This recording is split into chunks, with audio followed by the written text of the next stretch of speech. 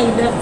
Mungkin kalau untuk Mas Dio sendiri terkait riders ini seperti apa sih? Iya, saya itu kaget juga Ari Lasso tiba-tiba nge-share ini, ada Ari Lasso kan nge-share gitu riders. Oh iya, sebenarnya sama juga sama kami ya.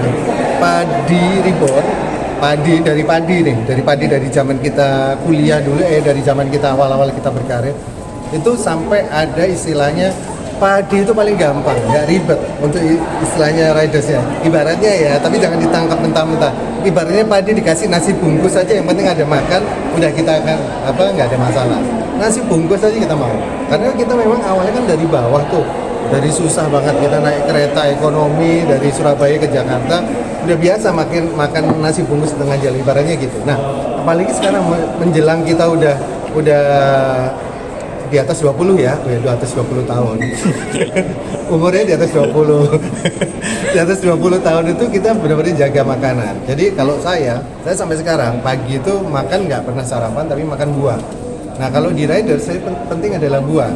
Bukan harus selalu kita minta minum whisky, ini segala macam Coca-Cola, minuman soda. Saya sebut merek. Itu kita nggak mau. Karena sesuai di atas umur 20 kita menjaga. Makanan juga begitu. Nah, makanan biar kita nggak ribet, kita juga udah dikasih akomodasi meal kan segala macam. Jadi kita belanja sendiri biasanya. Jadi sesuai ini kita sendiri. Jadi kalau riders di ruang ganti itu ya cuman buah, terus habis itu makanan yang rebus-rebusan kayak gitu-gitu. Terus minumannya kalau saya minuman sampai sekarang saya minum aqua. Air mineral. Air mineral aja gitu. Terus yang lain ya pasti standar lah kayak utilities, tisu dan segala macam itu. Ada spesifik nggak harus buah apa dan lain sebagainya? Kalau aku memang aku spesifik buah naga. Karena aku memang setiap ini buah murah kan, buah naga 23.000 dapat 1 kilo. Jadi gitu sih. Jadi kita nggak minta buahnya harus plum, harus ini segala macam, harus apel Australia atau enggak. No, kita buah naga. Kenapa? Karena saya tahu di Indonesia ini produksi buah itu kurang bagus. Walaupun di hotel bintang, karena saya pun udah keliling kemana-mana. Saya juga keliling dibandingin dengan luar negeri itu buah-buahan di Indonesia ini paling jelek kualitasnya. Karena apa? Karena yang bagus-bagus diekspor, yang jelek-jelek untuk konsumsi dalam negeri. Beda dengan Malaysia, Singapura nggak punya. Malaysia yang mereka yang kualitas terbaik untuk dalam negeri, yang sisanya baru dipilih untuk yang ekspor. Kalau di list apa aja nih Mas? Kalau di list saya biasanya buah, terus habis itu minuman, air mineral dan segala macam. Terus paling kalau saya riders yang utama saya sih biasanya kalau di kamar saya tidak smoking, non smoking room. Terus harus kalau kamar memang harus saya single, nggak mau yang double gitu ya, karena saya tidurnya itu pindah-pindah, takutnya kalau single nanti jatuh. Itu aja sih, yang lain simple. Sepanjang ketika riders gitu, sempat ada pengalaman tidak mengenakan nggak sih, meskipun kayak tetap dikatakan simple gitu? Ya simple, termasuk kita akomodasi kita selama ya memang sesuai dengan kita juga nggak mau minta juga harus mobilnya harus Alphard, sebut merek lagi, mobilnya harus itu dan segala, enggak. Kita pokoknya kita saya cukup nyaman, saya sendiri biasanya personil sendiri sih biasanya jadi anak gitu. Tapi tidak harus spesifik mobilnya harus yang mewah atau apa, harus Lexus atau enggak, kita santai gitu.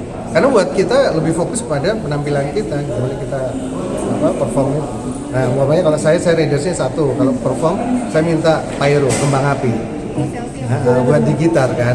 Jadi kalau pas lagu support keluar kembang api. Itu cuman satu-satunya gitaris di Indonesia yang pakai teman saya.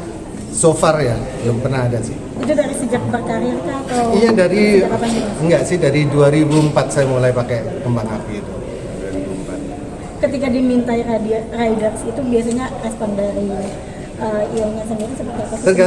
Tergantung umpamanya kalau memang kita nggak bawanya ke luar kota gitu ya, atau mungkin di Pulau Jawa itu aman. Tapi biasanya riders mereka kan itu kembang api juga dipakai untuk pertunjukan panggung juga. Jadi ibaratnya di panggung ada 10, saya minta cuma 1 gitu aja. Jadi nggak murah, itu juga paling 200.000. Iya. Tapi sejauh ini ada pengalaman yang tidak mengenakan nggak sih? Apalagi berhubungan sama riders gitu? Dulu ya, waktu awal-awal ya umpamanya riders itu kan berkaitan sama akomodasi transport. Kita itu dulu sempat main di Medan, tiba-tiba pulang ya kita nggak ada tiket pesawat, nggak dikasih tiket pesawat. Jadi akhirnya saya beli sendiri tiket pesawat. Waktu itu saya talangin dulu pakai kartu kredit supaya bisa pulang. Nah itu riders, hal seperti itu yang harus dipastikan. Tiket pesawat pulang pergi harus sudah dipegang, habis itu akomodasi mobil, hotel itu udah harus beres dulu. Tapi itu kan standar ya, maksudnya nggak harus. Tapi kalau yang riders yang sampai ada yang minta M&M permen M&M tuh harus warnanya yang satu warna, harus ini, harus ada bunganya, harus ada, itu sih agak nggak masuk akal juga ya. Tapi seberapa berpengaruhnya ke riders ketika dipenuhi untuk seorang musisi gitu? Kalau kami ya, menurut kami sih setiap pertunjukan atau setiap I.O. penyelenggara itu kan beda-beda. Kami juga tidak bisa menyamaratakan mereka. Kita melihat tergantung tergantung kemampuan mereka. Kalau mereka memang nggak mampu untuk jalanin itu ya kita yang provide sendiri, kita yang nyediain sendiri gitu. Oh artinya pernah ya ada di dalam Iya. Gitu.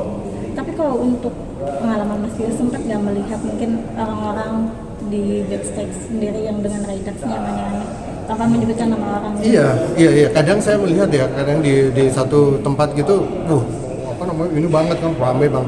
Buat saya percuma juga, kita istirahat sejam 2 jam kali ya nunggu backstage gitu. Toh nanti juga hilang lagi. Kalau saya melihat begitu, jadi saya melihat kemanfaatannya aja. Perlu nggak sih kayak begitu? Ya paling kita yang sewajarnya aja sih. Gitu. Sarannya seperti apa nih? Banyak juga kan sama Mas Ari Lasso juga disinggung terkait musisi baru yang ternyata menerapkan riders yang lebih seperti itu. Iya, saya rasa sih kita harus melihat diri kita sendiri. Mungkin ya karena usia kita udah di atas 20 tahun ya, jadi melihat itu jadi ini kayak anak baru aja gitu kan. Karena dulu pun juga kita tidak seperti itu gitu loh. Kita malah berusaha untuk supaya kita kooperatif sama penyelenggara. Kita harapan kita sama teman-teman yang melakukan riders yang aneh-aneh itu, lu kooperatif lah sama penyelenggara. Kan mereka juga membantu kalian juga untuk mempromosikan lagu-lagu, untuk menampilkan kalian. Kita juga win-win lah. Jadi jangan sampai memberatkan mereka. Karena kita bukan superstar kayak di luar negeri. Kalau seperti di luar negeri kan memang si penyelenggara atau si itunya memang membutuhkan banget gitu loh, dan memang worth it. Ketika itu diakomodir, dipenuhin, mereka juga dapat tiketnya kan, jualnya juga jutaan kan, mahal kan tiketnya kan. Kalau sekarang mereka jual tiketnya cuma 100.000, 200.000, kita mintanya udah macam-macam, kasihan gitu loh. Kalau kita udah jadi superstar di Amerika gitu, nggak apa-apa gitu. Sesuai gitu, worth it, karena orang Amerikanya dapat $1 juta dari pertunjukan, kita cuma minta 10 juta, 20 juta, nggak kerasa gitu. Ada saran nggak jalan tengah?